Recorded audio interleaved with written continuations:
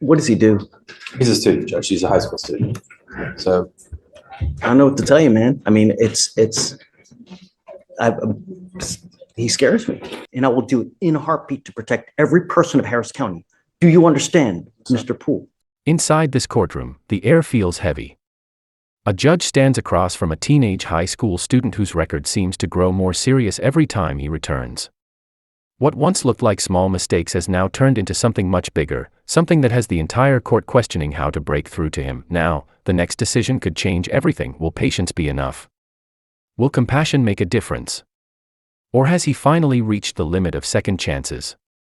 that there's a lot more to this story, and we think it's going to get straightened out. Let me express my extreme disappointment with you, Mr. Poole.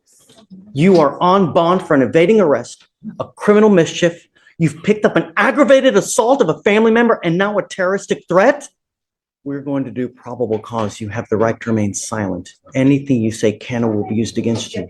You have the right to have an attorney. Shh. You have the right to have an attorney present. If you cannot afford one, one will be appointed to you, sir. The defendant is the complainant's ex-boyfriend. During a walk-in report, the complainant told the officers that her and the defendant had an on and off dating relationship since the 8th grade, but they broke up in June 2024. In September, the defendant told the complainant, "Stop talking all that mess before I come to your house and fucking shoot you." The complainant told the officers that right after the incident, the defendant sent her photos of a gun in his lap. The complainant stated the defendant also told one of the complainant's friends that he was going to shoot the complainant. Tell me about the ag assault. What happened there? Your Honor, in the ag assault, one moment. In the criminal mischief, is it with the same complaining witness as well? The criminal mischief's from a prior event where we had experimented trying a drug and kind of got crazy and broke stuff with me. Yes, Your Honor. And then for the aggravated Completely assault, unrelated. it says the complainant and her friends went to a party, and at the party, they saw the defendant trying to get in, but was ultimately turned away because too many people were there already. While walking, the complainant ignored the defendant, and the defendant stated, "Are you going to apologize?" And the complainant kept walking. The defendant began cussing at the complainant and said, "I got it on me." And the defendant said the complainant said at that time, the defendant got a pistol from his ankle and pointed it at her. And then witnesses corroborated the complainant's statement. And Your Honor, there's also a pending terroristic threat out of Galveston as well for the same complaining witness. Yes. Did you know about this? I did not know about that. Do you have an open case in Galveston as well? I think, Mr. Poole, that you are a complete and utter danger to our society. And I'm going to do everything in my power to protect Harris County from anyone that does any kind of damage whatsoever. I am now revoking your bonds on both of your other cases. It goes with you.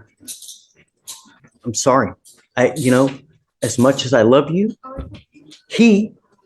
it's unacceptable the way things have been going. And I think that you don't get the message. And now I hope you do. But I am now going to give you home confinement. You're not allowed out if you bond out of jail. I'm going to make your bond sky high. I think that you're a complete and utter danger to everyone. You flaunt our bond conditions. And it's truly sad, Mr. Poole, because you have but one life. And when you have a gun and when you start using that, God forbid that you do some irreparable damage, that you dig yourself into a hole where you're looking at 50 to 60 years in prison, perhaps life. 99% of people that are in jail are there because they have no self-control. They either use something, they are on something, and they get upset. They wig out without thinking, if I say this, what's going to happen? If I do this, what's going to happen? It's unacceptable. And now I will do everything, like I said, in my power to protect Harris County. So if you do get out, you must remain home confinement. You're not allowed out. No weapons, no contact with any of the complaining witnesses whatsoever. No dope, no alcohol. Anything else? I mean, what does he do? He's a student, Judge. He's a high school student. So I don't know what to tell you, man. I mean, he scares me. understood. And Chip and I are going to put some things together. I think that there's a different scenario really going on than what this reflects in the probable cause statements. And we're going to bring that to the prosecutors. If you have something that shows me different to what they have, I'm all ears. Understood. I never want to see a kid lose out on school, because to me, it's the most important thing in life, Understood. If Um, we do home confinement, can there be an exception to that when he's at school and he just has to report immediately back to his home? Is he like in high school? It's a high school student. in high school. I mean, Yeah, Judge, he's actually currently, because of this situation, doing online school, so he'll be able to do it from home. Oh, okay, good. So disregard. There we go. Are you, mom and dad? Come on up, come up.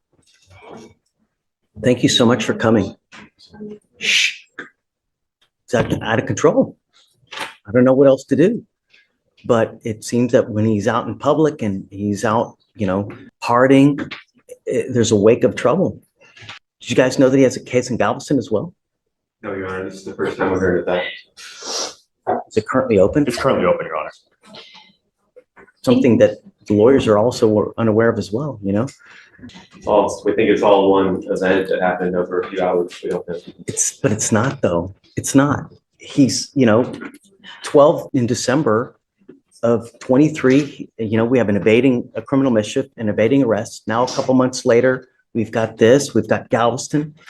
It's not.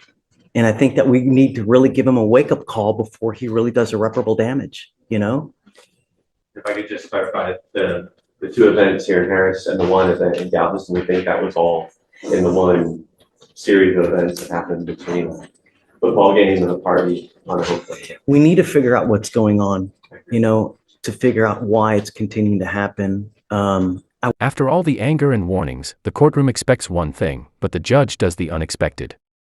He speaks to the teenager not as a defendant, but as someone's son, and it's about to hit hard. I want what's best for you, son. I really do. And I will help you in any ways that I can.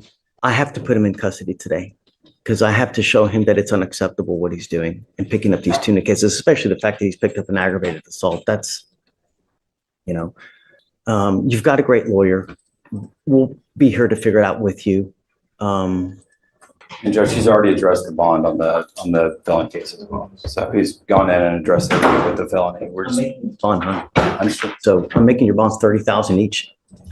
I don't know if they're going to bond you out, but if you do get out, you better be on your best behavior, and you are not to go anywhere. What I'd like to do is, I'm going to take him in now. I'd like to do an evaluation. It's called a TRAS to see what the best way of going forward. We have clinicians that can sit there and evaluate him, talk to him, figure out what's going on, and perhaps boot camp is the right way. We have these other things that we have at our disposal to see how we go forward. Because I just don't know. I don't know what's going on in his life. I don't know what he's doing, what he's taking. I did. Judge, again, I think that these probable cause statements are giving a skewed picture of what's So really that's going right. Let's not put the cart ahead of the horse. We'll give you time. And then if you see something different, just come back and let me know. on. Okay. Do you have any questions? No.